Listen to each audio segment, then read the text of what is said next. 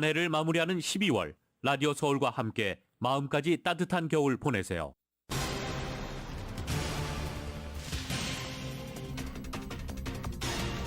LA 카운티의 코로나 바이러스 어제 하루 신규 확진자 수는 다시 3,000명을 넘어서 3,080명으로 나타났습니다. 사망자 수는 23명, 입원 환자 수는 1,274명으로 집계됐습니다. 오렌지 카운티는 트리플 및 공중 비상사태를 어제자로 종료했습니다. 오렌지 카운티 보건국 관계자는 그러나 연방정부의 지원이 늘었기 때문에 비상사태를 종료하는 것이며 감염자가 줄었다는 뜻은 아니라고 밝히면서 지속적인 방역수칙 준수를 당부했습니다. 전국에서 LA시가 주민들이 주택 장만을 하기 위한 다운페이먼을 마련하는데 가장 시간이 오래 걸리는 지역으로 나타났습니다. 미 전국적으로 주택 매매 건수가 하락 중인 가운데 캘리포니아의 주택 매매가 전국에서 가장 큰 폭으로 하락했습니다. 연말을 맞아 각종 사기가 크게 는 가운데 남가주 에디슨사는 고객들에게 에디슨사를 사칭한 금융 사기에 주의해 줄 것을 당부했습니다. 북가주 지역에서 발생한 지진 복구 작업이 여전히 진행되고 있습니다. 상당수 주민들에게는 전기가 재공급됐지만 수도 공급 시스템 고장으로 인해서 일부 지역에 식수주의보가 발효돼 있습니다. 노동부는 지난주 신규 실업수당 청구 건수가 전주보다 2,000건이 증가한 21만 6천 건으로 집계됐다고 밝혔습니다. 연방상무부는 오늘 아침 지난 3분기에 국내 총생산 증가율이 연율 3.2%로 최종 집계됐다고 밝혔습니다. 인플레이션과 공격적인 금리 인상에도 경제는 여전히 견실한 것으로 분석됩니다. 우크라이나의 젤렌스키 대통령이 전쟁 발발 이후 첫 해외 방문으로 미국을 찾아 바이든 대통령과 회담했습니다. 바이든 대통령은 패트리어트 미사일을 포함한 18억 달러 규모의 추가 군사 지원을 약속했고 젤렌스키 대통령은 감사를 표하며 훈장을 전달했습니다. 젤렌스키 대통령은 어제 연방의회 연설을 하기도 했습니다. 연설을 통해 우크라이나에 대한 지원은 자선이 아니라 세계의 안보를 위한 투자라고 강조하기도 했습니다. 중국이 최근 방역 정책을 완화한 이후 코로나 바이러스 환자가 급증 추세를 보이는 데 대해 세계보건기구 WHO가 크게 우려했습니다. 한국에서는 호남과 제주를 중심으로 폭설이 내려 항공기와 여객선 운항이 무더기 취소되고 교통사고가 잇따르고 있습니다. 내일 서울 아침 기온이 영하 14도까지 떨어지면서 이번 겨울에 가장 강력한 한파가 찾아올 것으로 보입니다. 여야가 내년도 예산안 협상을 타결하고 본회의를 열어 처리하기로 했습니다. 최대 쟁점이었던 법인세는 과세 표준 구간별로 1%포인트씩 인하하기로 했습니다. 성남FC 후원금 의혹을 수사하고 있는 검찰이 이재명 민주당 대표에게 소환 조사를 통보했습니다. 이 대표와 민주당은 야당 파괴이자 정적 제거 시도라면서 강하게 반발했습니다. LA 클리퍼스가 샬럿과의 경기에서 126대 105로 승리했습니다. 레이커스는 세크라멘토와의 경기에서 120대 134로 패했습니다. 아르헨티나가 월드컵을 우승으로 이끈 메시 선수를 집회 모델로 고려하고 있습니다. 그의 등번호 10번을 달아서 1,000페소가 선택됐습니다. 오늘 뉴욕 증시는 하락 출발하고 있습니다. 원달러 환율은 1276.2원으로 마감했습니다. 남가주 오늘 부분적으로 구름이 늘어나겠고 LA 한인타운 낮 최고 기온은 71도로 예상됩니다. 이 시간 주요 뉴스는 하늘 위 호텔 세계 최대 항공기 아시아나항공 A380에서 차별화된 서비스를 만나보십시오.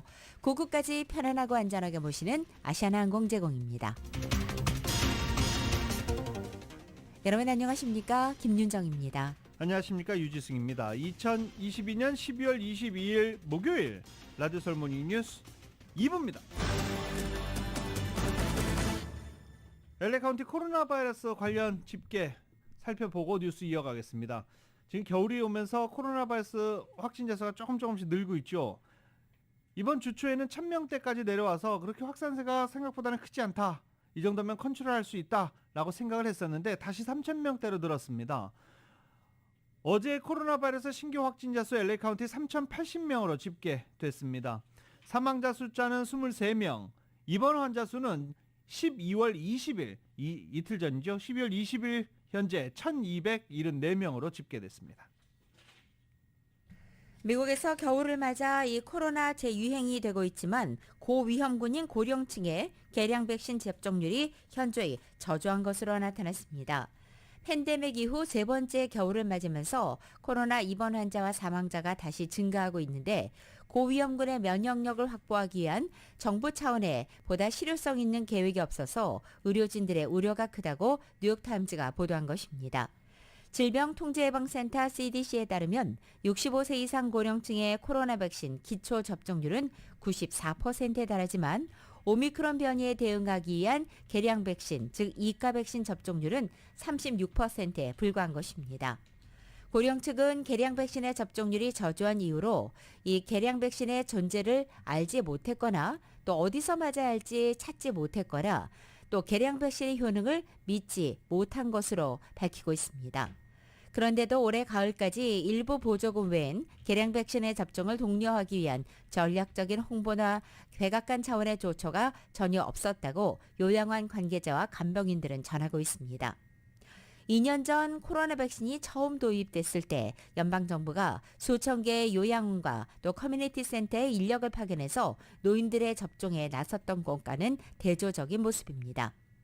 면역력이 약한 노인들의 백신 추가 접종률이 저조해서 미국의 코로나 대유행 양상은 백신 미접종자에 대한 위협에서 이제는 고령층에 대한 위협으로 바뀌고 있다고 신문은 짚었습니다. 실제 코로나로 입원한 환자 가운데 70세 이상 고령층 비율은 다른 연령층보다 4배나 높습니다. 가장 최근 통계에 따르면 코로나 사망자 거의 90%가 65세 이상이었습니다. 올겨울 코로나 바이러스와 독감 그리고 호흡기 세포 융합 바이러스 RSV까지 이른바 트리플 데믹이 확산하면서 이 약 부족 현상이 지속되고 있습니다. 해일제를 비롯해 처방전 없이 살 수 있는 어린이용 감기약의 수요가 급증하면서 약 부족 상태가 내년까지 이어질 것으로 보이고 있습니다. 독감은 평년보다 일찍 찾아와 15만 명의 주민이 일단 입원해 있는 상태고 RSV 호흡기 세포융합 바이러스도 어린이를 중심으로 퍼지고 있는 상황입니다. 또 날이 추워지면서 호흡기 바이러스는 면역력이 약한 아이들에게 더 많이 감염되고 있는 상황입니다. 때문에 이 아이들 부모가 해열제와 진통제를 처방전 없이 살 수 있는 약을 사러 갔다가 되돌아오는 경우가 상당히 많습니다. 약이 없기 때문입니다. 대형 약국 체인 CVS는 어린이 진통제 약품에 대한 구매를 오프라인과 온라인 모두에서 2개로 일단 제한해 놓은 상태입니다. 월그린스는 6개로 제약해 놨습니다. 제약사들은 수요가 어느 때보다 높기는 하지만 광범위한 부족 현상은 아직 없다라고 강조하고 있습니다. 소비자들에게 의약품 비축을 위한 사재기를 자제하고 더 큰 부족 현상이 나타나지 않도록 딱 필요한 양만 구매할 것을 다시 한번 당부하고 있습니다. 오렌지 카운티에 내려졌던 보건 비상 사태는 종료됐습니다. 오렌지 카운티 보건당국은 어제 지난 10월 31일에 선포했었던 오렌지 카운티의 보건 비상 사태를 취소한다고 밝힌 것입니다. 이 오렌지 카운티의 보건 비상 사태는 지난 10월 31일 호흡기 세포 융합 바이러스인 RSV와 코로나, 여기에 다른 감기 질환까지 아동병원의 병실과 응급실이 포화 상태에 된 것에 따라 선포된 바 있습니다. 이후 연방정부의 규정이 변경되면서 추가 자원과 지원이 가능해졌기 때문에 이 비간 보건 비상사태를 취소하게 됐다고 설명했습니다. 하지만 이처럼 보건 비상사태가 취소가 됐지만 감염자나 질병 확산이 줄었다는 뜻은 아니라고 강조하면서 병원이 여전히 직원이 부족하고 병가를 내는 직원들까지 있어서 어려움을 겪고 있다고 밝혔습니다. 한편 중국이 최근 방역 정책을 크게 완화한 이후 코로나 바이러스 환자가 급증하고 있습니다. 이와 관련해서 세계보건기구 WHO가 크게 우려했습니다. 이 코로나 바이러스 방역 정책을 강화하자 주민들이 모두 다 시위에 나섰고 이 시위를 무마하기 위해서 방역 정책을 완화하자 코로나 바이러스가 급증하고 있습니다. YTN입니다. 들것에 실린 환자가 황급히 중환자실로 옮겨지고 있습니다. 중국 정부의 최근 방역 정책 완화 이후 코로나19 환자는 물론 중증 환자도 급증세를 보이고 있습니다. 세계보건기구 WHO는 이에 대해 큰 우려감을 표시하면서 더 많은 정보가 필요하다고 강조했습니다. WHO is very concerned over the evolving situation in China. WHO needs more detailed information on disease severity, hospital admissions, and requirements for ICU support. WHO는 중국에서 코로나19 감염 사례가 급증하는 것은 방역 정책이 완화됐기 때문만은 아니다라면서 전파력이 강한 오미크론 변이 바이러스의 전파를 막을 수 없었던 탓도 크다고 설명했습니다. WHO는 중국 당국이 코로나19 사망자를 양성 판정 후 호흡 부전을 겪다 숨진 경우로 제한해 실제보다 매우 적게 나올 것이라며 사망자 집계 방식에 관한 의문점도 제기했습니다. So I wouldn't like to say that China are actively not telling us what's going on. I think they're behind the curve in what's actually happening. 라이언 팀장은 중국에서는 60세 이상 인구의 백신 접종률이 다른 국가들보다 낮은 편이고 중국산 백신의 감염 예방률이 50%에 그치는 점도 코로나19 확산의 요인 중 하나라고 부연했습니다. 그러면서 중국이 일선 의료기관의 백신 접종 역량을 최근 몇 주간 극적으로 늘렸지만 단기간에 충분한 접종을 할 수 있을지는 불분명하다고 언급했습니다. 하지만 중국 정부는 미국의 대중국 코로나19 백신 지원 의향에 대해 현재 백신 강화 접종이 질서 있게 추진되고 있다며 필요하지 않다고 일축했습니다. 마오 대변인은 이어 중국 인민의 단결된 대응하에 우리는 경제 및 사회의 안정적이고 질서 있는 발전에 새로운 단계를 맞을 것이라고 말했습니다. YTN 이정수입니다. 캘리포니아에서는 가양 담배 판매를 금지하는 주민 발의안 31이 지난 중간 선거를 통해 통과되면서 어제 날짜부터 발효됐습니다. 캘리포니아 주의회는 2년 전 청소년들이 과일 맛이나 캔디 맛의 전자담배 그리고 씹는 담배까지 가양 담배로 인해 니코틴에 중독된다며 판매 금지 안건을 통과시킨 바 있습니다. 전문가에 따르면 미성년자 흡연자 중 80%가 바로 이 가양 담배로 흡연을 시작한 것으로 조사됐습니다. 앞서 연방대법원은 가양 담배 판매 금지를 막아달라는 담배 회사들의 요청도 거절한 바 있습니다. 캘리포니아의 소매업체들은 이에 따라 어제 날짜부터 맨솔 같은 가양 담배를 판매하거나 판매 목적으로 소지할 수도 없게 된 것입니다.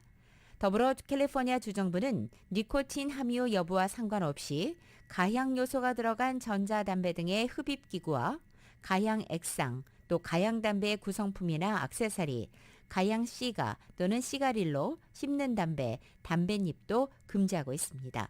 다만 도매가 $12 이상의 프리미엄 가향 시가와 파이프용 가향 담뱃잎은 제외됐고 21세 이상 성인을 대상으로 하는 매장 내부에서 가양 담배를 판매하는 후카 라운지도 예외됐습니다.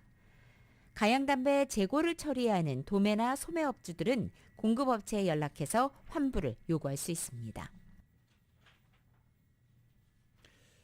연말을 맞아서 전국에 역대급 한파가 닥칠 것으로 보입니다. 국립기상청은 캐나다 서부에서 북부 평원으로 이어지는 이른바 북극 고기압이 북미 지역을 지날 것이라며 이 북극 고기압에 의해 매우 차가운 공기가 형성될 것이라고 예측했습니다.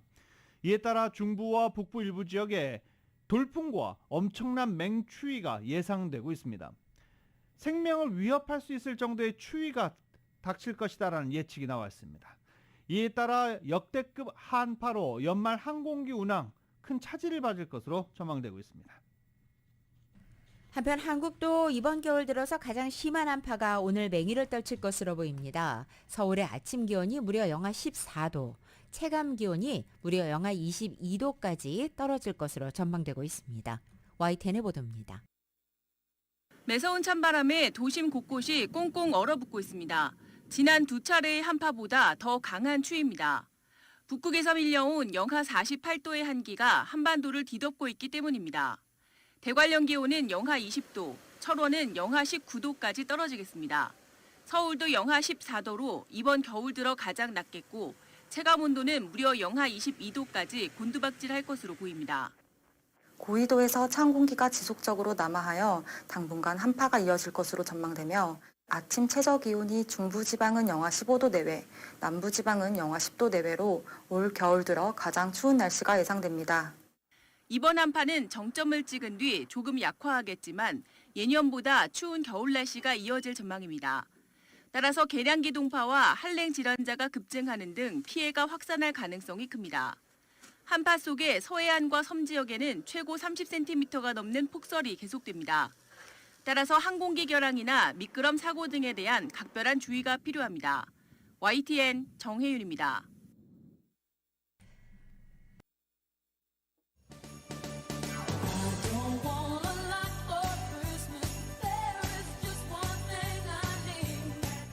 (12월 22일) 목요일 남가주의 날씨입니다. 오늘 남가주 지역 하늘 부분적으로 구름이 늘어나겠고 낮 기온은 어제와 비슷하겠습니다.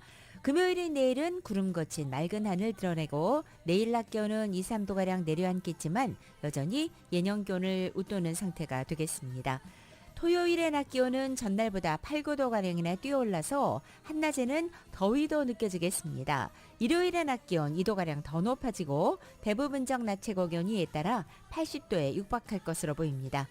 이렇게 찾아오는 이상고온 현상 다음 주 월요일까지 이어지겠고 다음 화요일의 낮 기온은 다시 10도가량 뚝 떨어져서 급격한 기온차를 보이겠습니다. 또 화요일 오후부터는 일부 지역에 빗방울이 떨어지기 시작합니다. 목요일까지 비가 내리다 그치다를 반복하겠고 비가 내리면서 낮 기온은 다시 예년 기온을 살짝 밑돌겠습니다. LA 한인타운의 오늘 낮 최고 기온 71도, 밤 최저 기온 48도, 오렌지 카운티 지역은 71도, 45도, 벨리와 일랜드 엠파이어 지역은 74도, 48도, 해안 지역은 66도, 48도로 예상됩니다. 한국은 오늘 올겨울 들어 가장 추운 날씨를 보이겠고 남부지방을 중심으로 폭설도 내리겠습니다. 서울의 오늘 아침 최저 기온 3도, 낮 최고 기온은 14도 예상됩니다. 라디오 솔모닝 뉴스 2부 이 시간은 1250만 불 교통사고 최고 보상, 교통사고 전문 천재 변호사 리차드 호프만, 존경받는 기업 17년 연속 1위, 소비자 신뢰도 1위, 유한양행 뉴 오리진의 미주 총판 셀리온, 총 20억 달러의 승소, 크고 작은 교통사고와 상해, 브라이언 타필라와 시질러, 메디케어 시니어를 위한 전문의 허가가 아주 빠른 한인 최고 최대의 서울 메디칼 그룹, 나눔을 함께하는 기아, 주택융자 신청에서 승인까지 딱 하루면 됩니다. 인공지능으로 주택융자 시장을 선도하는 US 메트로은행 공동 제공입니다.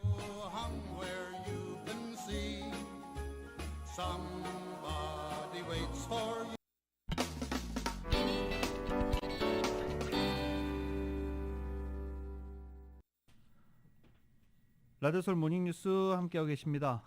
이 한남체인 직원들이 어제 오후 한남체인 건물 앞에 거리에서 시위를 펼쳤습니다. 이 올림픽카를 타고 이동하시는 분들 무슨 일인가 굉장히 많이 궁금해들 하셨는데요.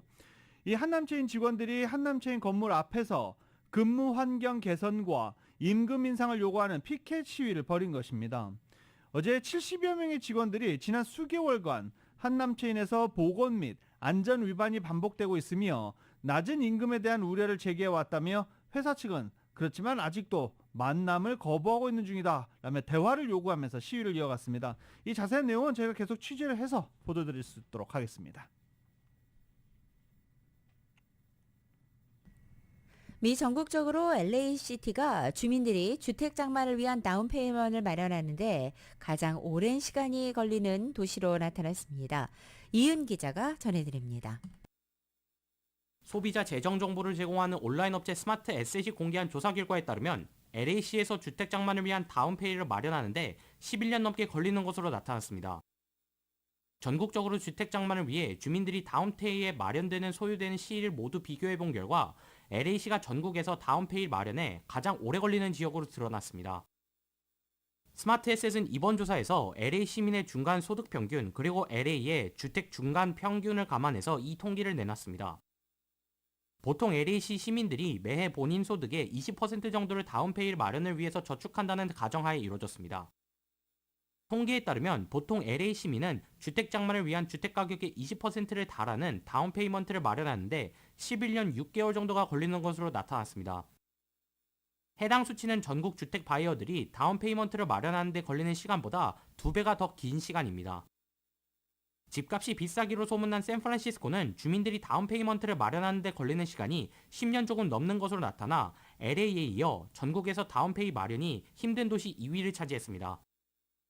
샌프란시스코가 LA보다 주택 중간가가 훨씬 높지만 주민들의 평균 소득이 LA보다 높아 다운페이 마련에는 LA시가 더 오래 걸리는 것으로 나타났습니다.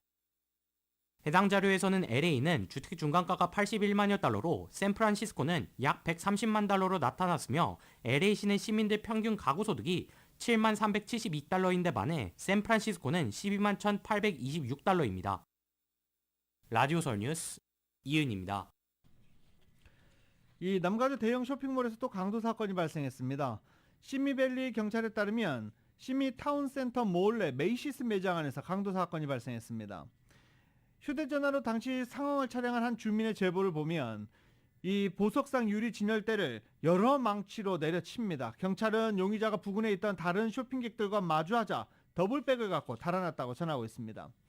용의자가 금품을 털었으면 규모는 얼마인지 아직 알려지지 않았습니다.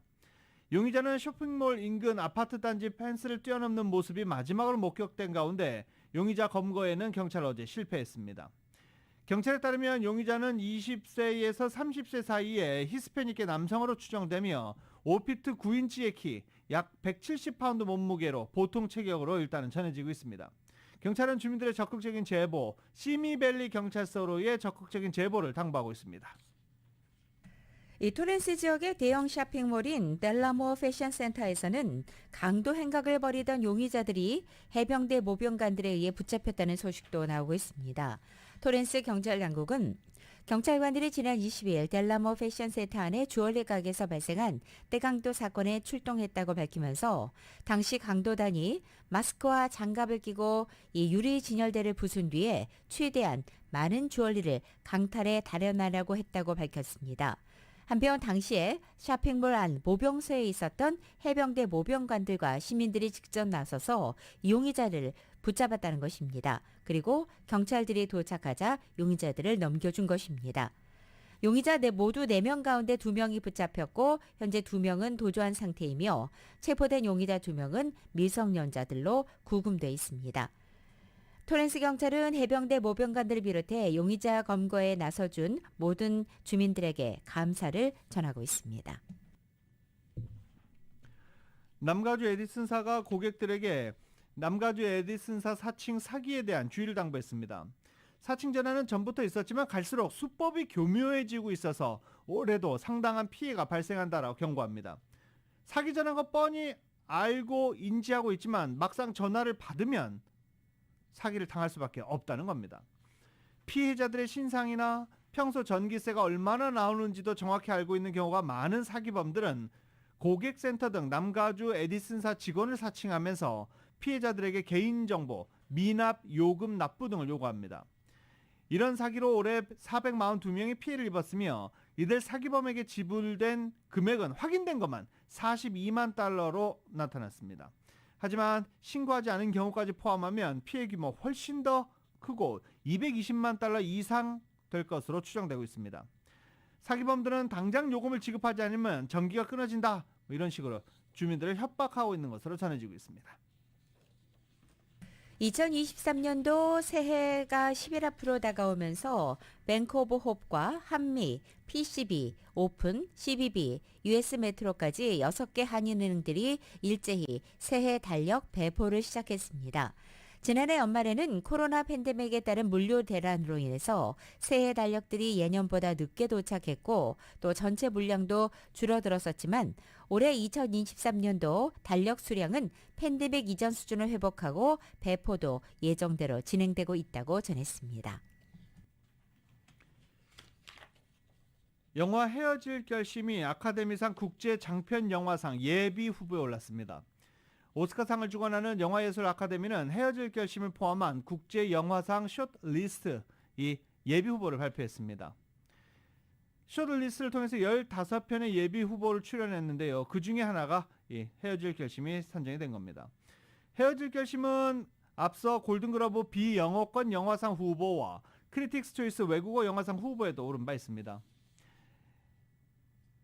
이 영화는 변사 사건을 수사하게 된 박해일 씨와 사망자의 아내 탕웨이에 대해서 동시에 의심과 관심을 느끼면서 벌어지는 이야기를 그린 멜로 스릴러 영화입니다. 봉준호 감독의 영화 기생충이 미국의 영화 연예 전문 매체 버라이어티가 선정한 최고 영화 100선에 들었습니다. 버라이어티가 어제 역대 최고 영화 100편 가운데 기생충을 82위에 올린 것입니다. 한편 버라이어티가 뽑은 역대 최고 영화 1위 영예는 서스펜스 스릴러의 거장인 알프레드 히치콕 감독이 만든 사이코에게 돌아갔고, 이어 빅터 플레밍 감독의 오즈의 마법사가 2위, 프란시스코 포드 코폴라 감독의 대부가 3위를 기록했습니다. 라디오 솔 모닝뉴스 2부 듣고 계시는 지금 시각 8시 28분 지났습니다. 미국과 로컬 소식은 주택융자 신청에서 승인까지 딱 하루면 됩니다. 인공지능으로 주택융자 시장을 선도하는 US 메트로은행 제공입니다.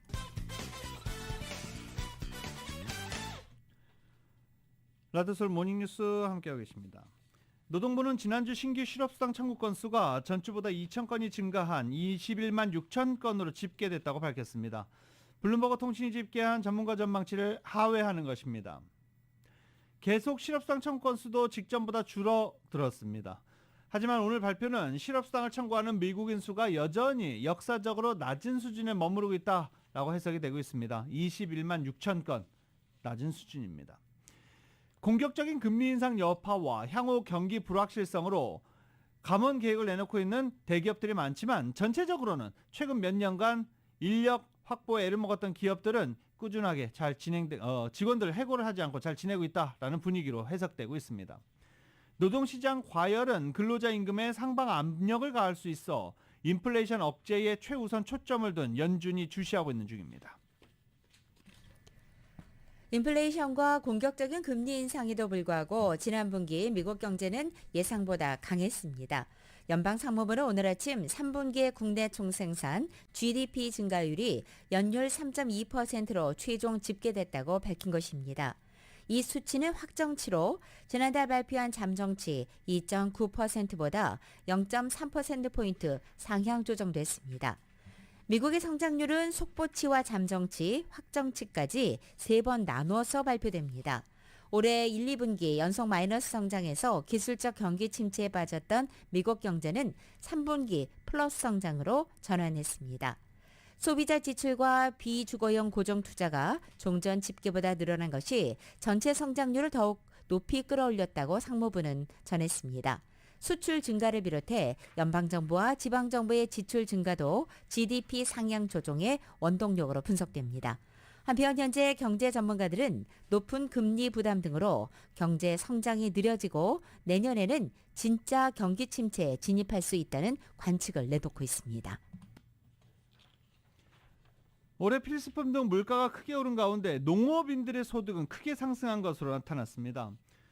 최근 발표된 농무부 전망치를 인용해 올해 미국의 순농가 소득이 1,605억 달러로 예상된다고 밝혔습니다. 지난해 대비 14% 증가합니다.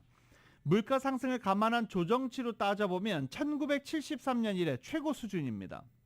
농무부는 옥수수, 콩, 밀 등 곡물 판매에 따른 현금 수입이 지난해 대비 19% 증가했고, 동물과 축산물에 따른 수입이 31% 늘 것으로 전망했습니다.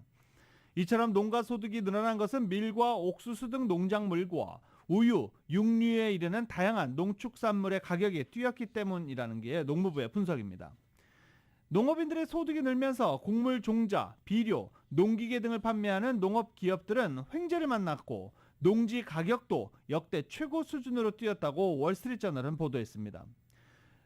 농업부 통계에 따르면 곡물 생산 농지 평균 가격은 에이커당 5,050달러로 지난해보다 14%나 올랐습니다. 아이오와 주립대에 따르면 핵심 곡창지대인 아이오와의 농지 평균 가격은 역대 최고치 11,400달러, 에이커당 11,400달러로 치솟은 것으로 나타나고 있습니다. 내년에도 곡물 가격이 높은 수준으로 유지되면서 농업인들과 농업기업인들에게는 호황이 될 것이라는 전망이 나오고 있습니다. 홍콩에서 만들어진 제품을 메이드 인 차이나로 표기하도록 한 2020년도 미국 정부 조치는 국제협정 위반이라는 세계무역기구 WTO의 판정이 나왔습니다. WTO의 분쟁 해결 기구는 미국 정부가 국가 안보를 명분으로 내린 이런 조치가 1994년 관세와 무역에 관한 일반 협정에 어긋난다고 판정한 것입니다. 미국의 조치는 홍콩산 제품들에 대한 다른 회원국보다 불리한 조건을 부과하는 것이어서 협정 위반이라고 설명하고 있습니다. 이어 해당 조처가 내려진 상황이 국제관계에서의 비상사태에 해당한다는 점을 미국이 입증하지 못했기 때문에 예외 조항이 적용되지 않는다고도 덧붙였습니다. 한편 홍콩은 홍콩 차이나라는 명칭으로 WTO에 중국과는 별도로 가입돼 있는 상태입니다. 연준의 통화 긴축 정책 기조를 지속하겠다고 밝힌 가운데 내년에 연준의 통화 완화를 선호하는 비둘기파 의원이 비중이 커질 것으로 보여 기준금리 결정에 미칠 영향이 주목되고 있습니다. 내년 연준 위원 연례 순환 교체 제도에 따라서 세인트루이스 연방준비은행 총재인 제임스 블러드와 로레타 메스터 클리블랜드 총재, 에스터 조지 캔자스시티 연은 총재가 이제 연준에서 빠지게 됩니다. 이들은 모두 인플레이션을 잡기 위해 금리를 인상하는 것을 선호하는 매파로 분류됩니다. 중도파로 여겨졌던 수정 콜린슨, 이 보스턴 연준 총재도 내년에 투표권을 잃게 됩니다. 그리고 이 4명 대신 새롭게 투표권을 얻을 위원은 비둘기파로 추정되는 위원들이 많아서 내년 기준금리에 어떤 영향을 미칠지 관심이 모아지고 있습니다. 다만 경기 침체 우려가 변수가 될 수도 있습니다. 이코노미스트 66명을 대상으로 조사한 블룸버그 통신 보도에 따르면 실업률이 3.7%에서 2024년 초에는 최대 5%까지 육박할 것으로 예상을 했습니다. 또 이 중 38명이 앞으로 1년 동안 미국의 경기 후퇴가 발생할 가능성이 70%라고 답하기도 했습니다. 러시아 침공을 받고 있는 우크라이나에 볼로디미르 젤렌스키 대통령이 어제 전쟁 발발 이후 첫 번째 해외 방문으로 이곳 미국을 찾아서 바이든 대통령과 회담을 했습니다. 바이든 대통령은 추가 군사 지원을 약속했고 젤렌스키 대통령은 감사를 표했습니다. YTN의 보도입니다. 백악관에 도착한 젤렌스키 우크라이나 대통령을 맞는 바이든 대통령 내외. 젤렌스키는 전시복장 그대로 국방색 스웨터를 입었습니다. 정상회담에 앞서 젤렌스키 대통령은 바이든 대통령 도움에 감사를 표하며 무공 훈장을 건넸습니다. And he said, give it to very brave president. And I want to give you that is the cross for military merit. 바이든 대통령은 이라크전에 참전했다 암으로 숨진 아들 얘기를 꺼내며 화답했습니다. My son who fought in Iraq, they have what they call a command coin. You've seen those coins we have in the battlefield. I will make sure that he gets one of those. 바이든 대통령은 300일 동안 러시아의 잔혹한 공격을 견뎌낸 우크라이나인들의 용기에 경의를 나타냈습니다. 그러면서 18억 달러, 우리 돈 2조 3천억 원 규모의 추가 군사 지원을 승인했다며 처음으로 이뤄지는 패트리엇 요격 미사일 제공 계획을 발표했습니다. The package will include a Patriot missile battery, which will train Ukrainian forces to operate as part of the ongoing effort to help bolster Ukraine's air defense. 젤렌스키 대통령은 패트리엇 미사일 제공은 대공 방어력을 강화시킬 중요한 조치라며 미국 지원에 거듭 감사를 표했습니다. 그러면서 단지 평화를 위해 우크라이나 주권과 영토를 타협할 수 없다며 최근 제기된 평화 회담을 통한 휴전론에 선을 그었습니다. How many parents lost their sons and daughters on the front lines? Just peace is no compromises as to the sovereignty, freedom and territorial integrity of my country. 곧 2년째로 돌입하는 우크라이나 전쟁이 교착 상태에 접어들 거란 전망이 나오는 가운데 이번 젤렌스키 방문은 전쟁 장기화에 필요한 미국 지원과 물량 확보를 위한 것으로 해석되고 있습니다. 워싱턴에서 YTN 권윤기입니다. 이 젤렌스키 우크라이나 대통령은 바이든 대통령과 정상회담을 한 이후 연방의회에서 연설을 했습니다. 내년부터 연방 하원에서 다수당이 될 공화당이 우크라이나에 대한 대규모 지원에 제동을 걸 움직임을 보이고 있는 가운데 젤렌스키 대통령은 우크라이나에 대한 지원은 자선이 아니라 세계 안보를 위한 투자다라고 강조했습니다. YTN입니다. 젤렌스키 우크라이나 대통령이 전투복 차림으로 미 의사당에 들어서자 미 상하위원들은 모두 일어나 열렬한 박수로 환영했습니다. 일부 의원들은 우크라이나 국기를 내보이며 연대를 과시했습니다. 젤렌스키 대통령은 미국의 지원에 대해 깊은 감사를 표하면서도 이는 단지 우크라이나를 돕는 것뿐 아니라 민주주의를 지키고 러시아의 영향력 확장을 막는 것이라고 강조했습니다. The battle is not only for life, freedom and security of Ukrainians or any other nation which Russia attempts to conquer. This struggle will define in what world our children and grandchildren will live. 또 내년이 이번 전쟁의 중대 전환점이 될 것인 만큼 지속적인 지원이 중요하다며 우크라이나는 결코 무너지지 않고 살아남아 승리할 것이라고 역설했습니다. Against all odds and doom and gloom scenarios, Ukraine didn't fall. Ukraine is alive and kicking. 젤렌스키 대통령 연설 도중 미 의원들은 여러 차례 기립박수로 호응했습니다. 젤렌스키 대통령의 미 의회 연설은 공화당이 우크라이나에 대한 백지 수표식 지원에 부정적인 입장을 보이는 가운데 초당적 지원을 끌어내는 데 초점이 맞춰졌습니다. 영국 BBC 방송은 젤렌스키의 이번 연설이 81년 전 2차 세계대전 당시 처칠의 미 의회 연설을 연상시킨다고 보도했습니다. 참석 여부가 관심을 끌었던 공화당 지도부도 모두 참석해 함께 박수를 쳤습니다.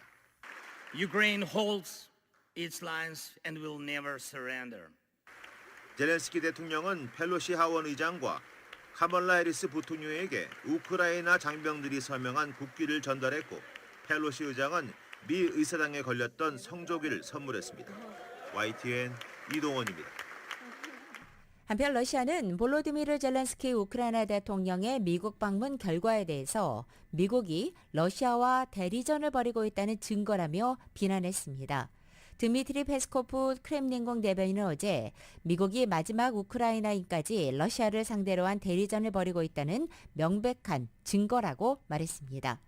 미국이 우크라이나에 첨단 방공망 페이트리엇 미사일을 제공하기로 한 데 대해서는 분쟁 해결에 도움이 되지 않을 것이며 러시아가 목표를 달성하는 것을 막지도 못할 것이라고 주장했습니다. 아울러 페이트리엇 미사일이 제공될 경우 러시아군이 이것을 합법적인 목표물로 겨냥할 것이라는 입장도 다시 확인했습니다.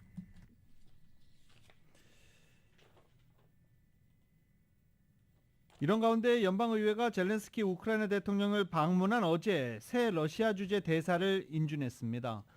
본회의를 열어서 린 트레이시 주 러시아 대사 지명자에 대한 인준안을 찬성 93표, 반대 2표로 가결한 것입니다. 인준안 표결은 젤렌스키 대통령의 의회 연설을 몇 시간 앞두고 진행됐습니다. 직업 외교관으로 현재 알메니아 대사인 트레이시 지명자는 이로써 이 의회 인준 절차를 모두 마쳤고 바이든 대통령이 공식 임명하면 미국 역사상 첫 여성 주 러시아 대사가 됩니다. 다만 외교 관례상 주재국인 러시아가 그의 대사 부임을 승인해야 하는 만큼 언제 업무를 시작할 수 있을지는 아직 알 수 없는 상황입니다.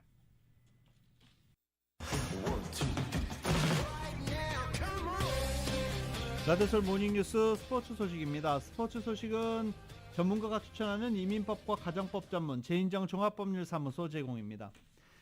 LA 레이커스와 LA 클리퍼스 어제 나란히 경기 있었습니다. LA 클리퍼스는 원정 경기를 가졌고요. 레이커스는 홈에서 크립토닷컴 아레나에서 경기를 가졌습니다. LA 레이커스는 어제 세크라멘토 킹스와의 경기에서 120대 134로 패했습니다. 2연패 중이고요. 순위는 여전히 꼴찌 수준에 머물러 있는 상황입니다. LA 클리퍼스는 어제 샬럿 허네츠와의 경기에서 126대 105로 승리를 거뒀습니다. LA 클리퍼스는 2연승을 달리고 있는 중입니다. 순위 잠깐 볼까요? LA 클리퍼스는 현재 웨스턴 컨퍼런스 서부조에서 5위 기록하고 있습니다. 19승 14패 5위를 달리고 있습니다. 1위는 덴버 너게츠고요.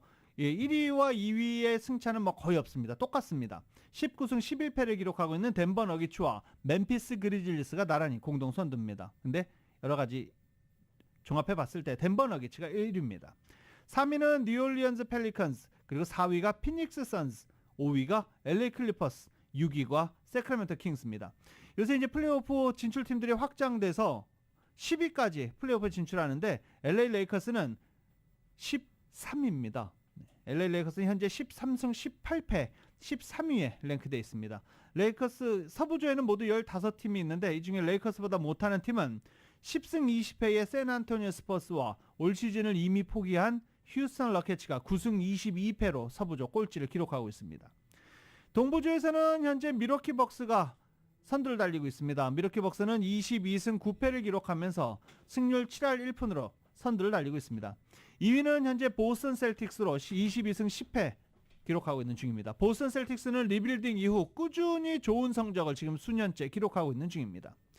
3위는 클리블랜드 캐벌리어스, 4위는 브루클린 네츠, 5위가 필라델피아 세븐티식서스, 6위가 뉴욕 닉스 이렇게 랭크되어 있는 상태입니다. 동부조의 순위 경쟁도 상당히 치열한 상황입니다.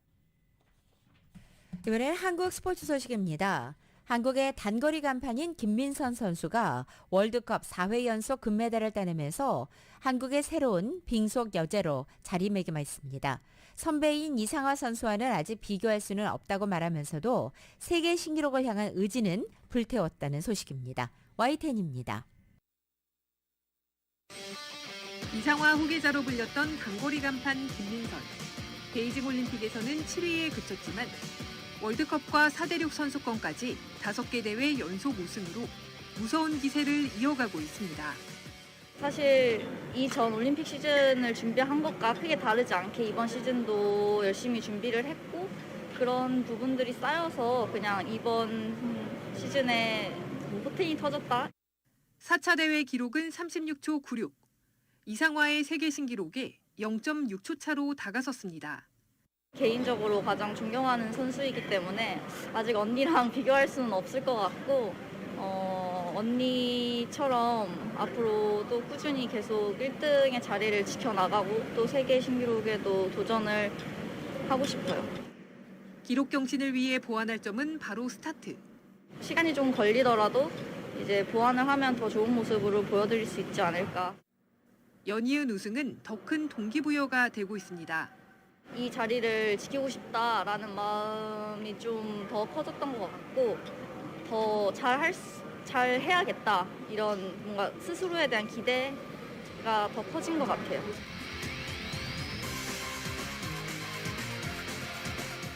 새로운 빙판의 여왕은 자신의 띠인 토끼해를 앞두고 또 한 번 힘찬 도약을 꿈꾸고 있습니다. YTN 이지은입니다.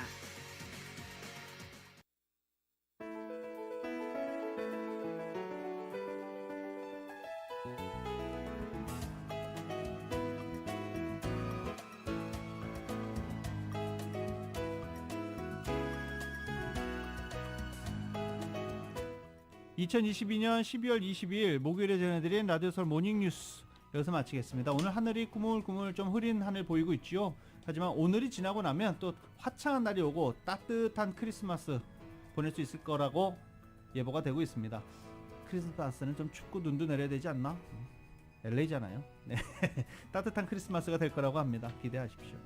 지금까지 진행의 유지승, 김윤정이었습니다. 모닝뉴스 2부 이 시간은 1250만 불 교통사고 최고 보상, 교통사고 전문 천재 변호사 리차드 호프만, 존경받는 기업 17년 연속 1위 소비자 신뢰도 1위 유한양행 뉴오리진의 미주 총판 셀리온, 총 20억 달러의 승소, 크고 작은 교통사고와 상해 브라이언 타필라와 시질러, 메드케어 시니어를 위한 전문의 허가가 아주 빠른 한인 최고 최대의 서울 메디칼 그룹, 나눔을 함께하는 기아, 주택융자 신청에서 승인까지 딱 하루면 됩니다. 인공지능으로 주택융자 시장을 선도하는 US메트로은행 공동제공이었습니다.